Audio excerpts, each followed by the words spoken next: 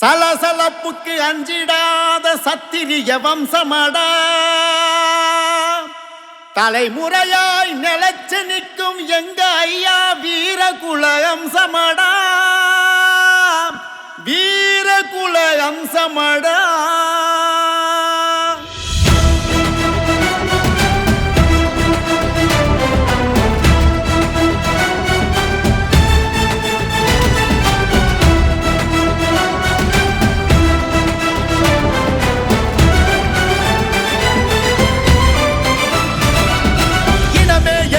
உரிமை பெரு தடைகளை அறி இழந்ததை பெரு, இனமே எழு உரிமை பெரு தடைகளை அறி இழந்ததை பெரு. பாராண்ட இனமே படை சூழ வாவா, ஐயாவின் வழியில் அணிதிரண்டு வாவா.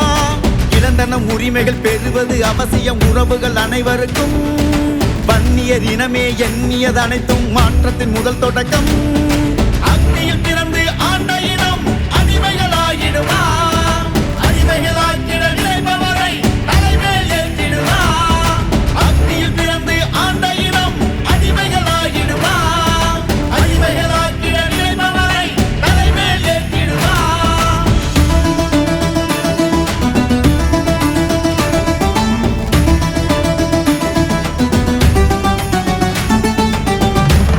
நாடே கிடுகிடுக்க, நாடே ஸ்தம்பிக்க, ஊமை ஜனங்களா இருந்தவங்களுக்கு இவ்வளவு தைரியம் துணிச்சல் எப்படி வந்ததுன்னு மற்றவங்க பேச, இது எங்க நாடு, எங்க பூமி, எங்களால் வளர்ந்தது, எங்க மண்ணு.